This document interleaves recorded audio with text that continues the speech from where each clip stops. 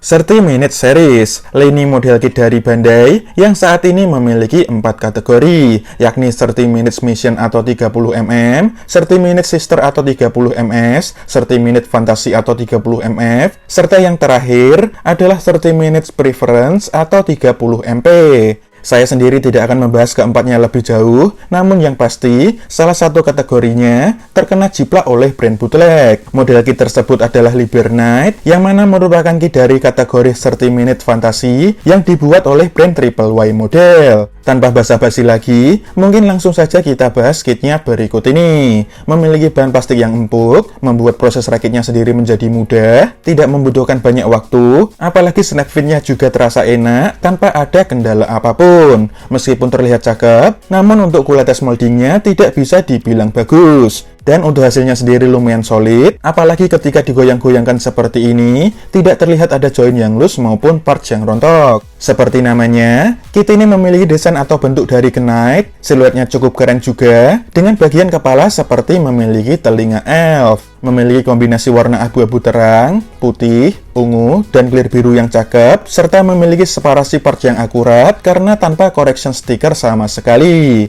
Untuk detail-detailnya sendiri pun bisa dibilang lumayan bagus juga, mulai dari bagian kepala sampai ke bagian kaki, serta baik dilihat dari sisi depan maupun sisi belakangnya. Untuk aksesorisnya, selain sepasang tangan mengepal yang sudah terpasang ini, kita akan mendapatkan sepasang tangan lagi, yang mana digunakan untuk memegang senjata, detailnya tidak begitu banyak, serta memiliki warna abu-abu terang. Ada juga sepasang tangan yang jarinya terbuka semua, detailnya sendiri kurang halus, warnanya seperti sebelumnya, dan sayangnya memiliki molding yang kurang bagus di bagian telapak tangannya. Sedangkan untuk senjatanya, kita akan mendapatkan sebuah sword atau pedang, memiliki bentuk yang simple, namun masih terlihat keren, detailnya tidak banyak, serta memiliki warna abu-abu terang saja. Disertai dengan dua buah konektor penyimpanan, dengan dua bentuk yang berbeda. Yang pertama, bisa kita colokkan dulu ke pedangnya, lalu bisa kita simpan di bagian punggung seperti berikut. Sedangkan konektor yang kedua, tinggal kita capit ke bagian gagang, lalu bisa kita simpan ke bagian shotgun seperti ini. Kemudian cara menggunakannya, tinggal kita colokkan saja ke tangan memegang senjata. Sedangkan senjata yang kedua adalah shield, bentuknya cukup keren, detailnya tidak banyak, cenderung polos, serta hanya memiliki warna abu-abu terang. Bagian konektornya ini bisa diputar 360 derajat, lalu cara menggunakannya, tinggal pasang ke lubang yang ada di belakang lengannya. Kita juga akan mendapatkan konektor model gagang yang cara pasangnya kurang lebih seperti berikut. Lalu cara menggunakannya, tinggal colokkan saja ke tangan memegang senjata. Ada juga beberapa part untuk mengubahnya menjadi mode siluet, yang mana bisa dibilang ini adalah mode naked atau mode entry form. Desainnya menjadi lebih simpel, terlihat seperti manusia, proporsinya juga bagus, serta masih memiliki detail yang tidak kalah dari mode Knight. Baik dilihat dari depan maupun ketika dilihat dari belakang. Bisa dibilang ini adalah gimmick yang bagus. Kemudian untuk ukurannya, kit ini memiliki tinggi lebih dari 15 cm sampai bagian kepala.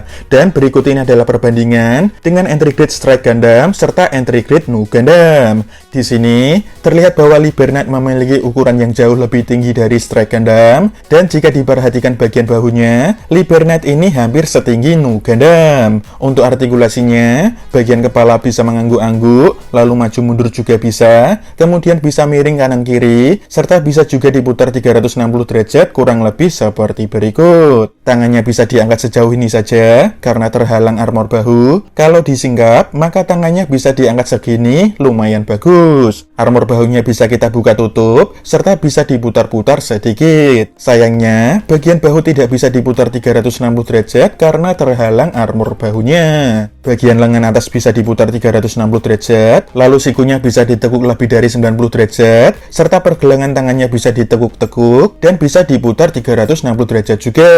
Bagian perutnya bisa dibungkukkan maju mundur, lalu kanan kiri juga bisa. Sayangnya tidak bisa diputar full, hanya sebatas ini saja. Bagian shotgunnya bisa dibuka tutup sedikit, bisa juga diputar maju mundur. Kakinya bisa maju ke depan hingga lurus, lalu ke belakang cukup jauh, sedangkan ke samping bisa direntangkan kurang lebih selebar ini. Bagian pahanya bisa ditarik ke bawah, lalu bisa diputar 360 derajat juga, serta lututnya bisa ditekuk hingga rapat. Lalu bagian pergelangan kaki bisa digerakkan maju mundur, kemudian diputar-putar hanya sedikit, serta untuk armor pergelangan kakinya bisa diputar-putar namun hanya seperti ini saja. Sedangkan ketika mode siluet tidak banyak yang berbeda, namun bahunya bisa diputar full, lalu kaki bisa maju hingga ke atas, lalu ke belakang juga sampai ke atas, sedangkan ke samping kurang lebih mirip sebelumnya, namun yang ini hampir split. Untuk kesimpulannya, saya bisa bilang bahwa kit bootleg yang satu ini cukup layak untuk dipertimbangkan. Bukan hanya soal bahan plastiknya yang empuk, sehingga membuat proses rakitnya menjadi mudah dan cepat, namun karena hasil rakitnya sendiri juga lumayan memuaskan, terasa solid, bahkan sangat mudah ketika diubah menjadi mode night maupun mode siluet. Meskipun hampir tidak ada keluhan dari saya soal kit ini, tapi sayangnya tidak ada bonusan apapun dari paket penjualannya, tidak ada action base maupun decal. Senjatanya memang hanya pedang dan shield, tapi karena artikulasinya lumayan bagus, kit ini pun bisa melakukan berbagai macam pose. Apalagi kit ini memiliki banyak hardpoint atau lubang-lubang hampir di semua bagian, bisa dibilang kit ini sangat customizable. Sayangnya tidak banyak penjual yang import kit ini, sehingga cukup susah ditemukan. Jika kalian tidak sengaja menemukannya, saya cukup merekomendasikannya untuk dibeli, dirakit, maupun untuk dikoleksi. Dan untuk video reviewnya kurang lebih seperti itu saja. Kita akan ketemu lagi di video yang selanjutnya.